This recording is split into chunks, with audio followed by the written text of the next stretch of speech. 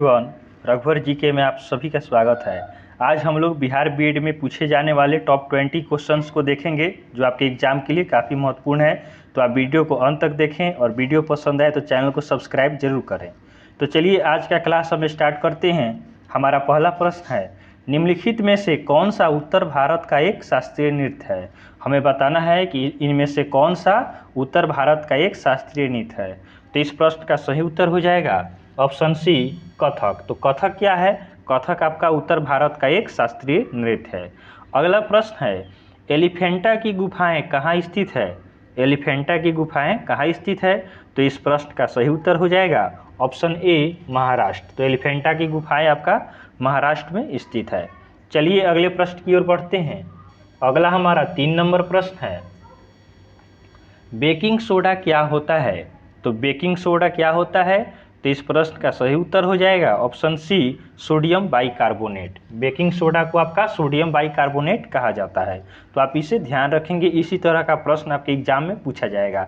अब हम लोग कम समय में अधिक से अधिक क्वेश्चंस को सॉल्व करने की कोशिश करेंगे। अगला प्रश्न है, मधुमेह होने का कारण है। तो हमें बताना है कि मधुमेह किस कारण से होता है। तो इस प्रश्न का सही उत्तर हो जाएगा ऑप्शन बी, इंसुलिन की कम उत्पादन से। तो मधुमेह किस कारण से होता है? तो इंसुलिन का कम उत्पादन के कारण मधुमेह नामक बीमारी होती है। चलिए अगले प्रश्न की ओर बढ़ते हैं। हमारा अगला प्रश्न है, अबू धाबी किसकी राजधानी है। तो अबू धाबी किसकी राजधानी है? तो अबू धाबी आपका यूएई की राजधानी है। तो आप याद रखेंगे कि यूएई की राजधानी कहाँ है? अबू धाबी है।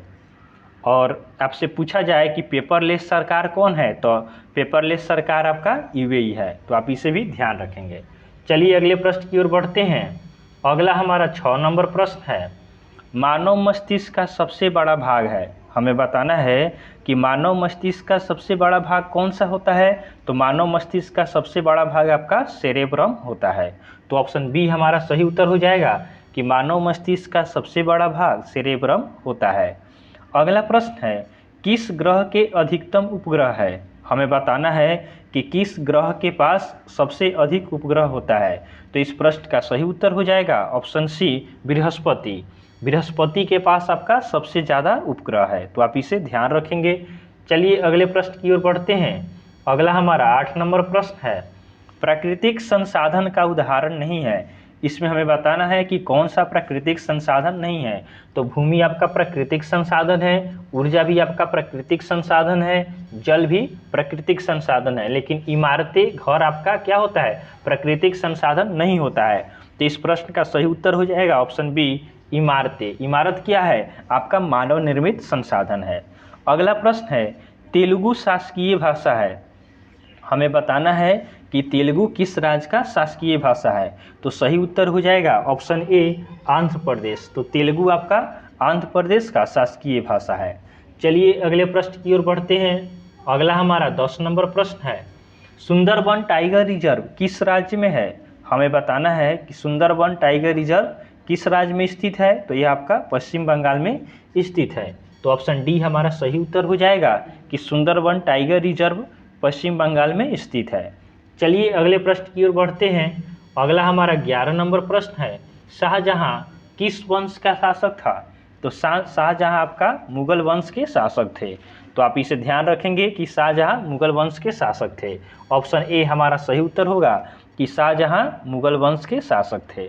चलिए अगले प्रश्न की ओर बढ़ते हैं। अगला हमारा 12 नंबर प्रश्न है, प्लासी का युद्ध किस वर्ष लड़ा गया था। तो प्लासी का युद्ध आपका 1757 ईस्वी में लड़ा गया था। तो ऑप्शन सी हमारा सही उत्तर हो जाएगा कि प्लासी का युद्ध कब हुआ था। तो प्लासी का युद्ध आपका 1757 ईस्वी में हुआ था। अगला प्रश्न है, भारत के किस राज्य का सबसे लंबा समुद्री किनारा है। हमें बताना है कि भारत के किस राज्य का समुद्री किनारा सबसे ज़्यादा है।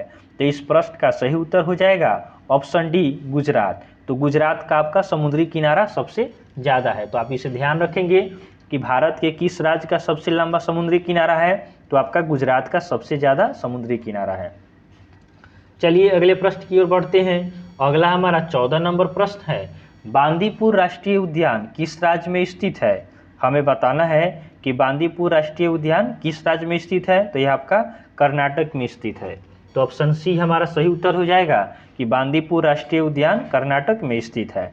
अगला प्रश्न है, लेना नदी किस देश से होकर बहती है? हमें बताना है कि लेना नदी किस देश से होकर बहती है। तो यह आपका रूस से होकर बहती है। तो ऑप्शन सी हमारा सही उत्तर हो जाएगा कि लेना नदी रूस से होकर बहती है। ऑप्शन सी हमारा सही उत्तर है। चलिए अगले प्रश्न की ओर बढ़ते हैं। अगला हमारा 16 नंबर प्रश्न है, मानस टाइगर रिजर्व किस राज्य में स्थित है? हमें बताना है कि मानस टाइगर रिजर्व किस राज्य में स्थित है। तो यह आपका असम में स्थित है। तो ऑप्शन ए हमारा सही उत्तर हो जाएगा कि मानस टाइगर रिजर्व असम में स्थित है। आप इसे ध्यान रखेंगे, यह पूछा गया प्रश्न है। चलिए अगले प्रश्न की ओर बढ़ते हैं। अगला हमारा 17 नंबर प्रश्न है, रविंद्रनाथ टैगोर को नोबेल पुरस्कार किसके लिए मिला था? हमें बताना है कि रविंद्रनाथ टैगोर को नोबेल पुरस्कार किसके लिए दिया गया था। तो इन्हें साहित्य के क्षेत्र में दिया गया था। तो ऑप्शन ए हमारा सही उत्तर हो जाएगा कि रविंद्रनाथ टैगोर को नोबेल पुरस्कार साहित्य के क्षेत्र में दिया गया था।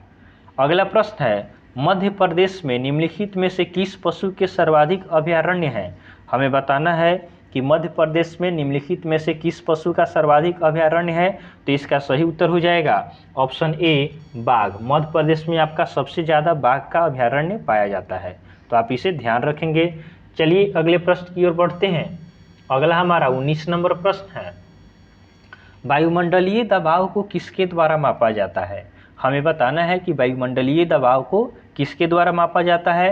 तो वायुमंडलीय दबाव को बैरोमीटर द्वारा मापा जाता है। तो ऑप्शन बी हमारा सही उत्तर होगा कि वायुमंडलीय दबाव को बैरोमीटर द्वारा मापा जाता है। हमारा 20 नंबर प्रश्न है जो हमने कल होमवर्क में दिया था, रणथंभौर का किला कहाँ स्थित है? तो रणथंभौर का किला आपका राजस्थान में स्थित है। तो ऑप्शन सी हमारा सही उत्तर होगा। बहुत सारे स्टूडेंट ने इसको कमेंट करके सही उत्तर दिया था।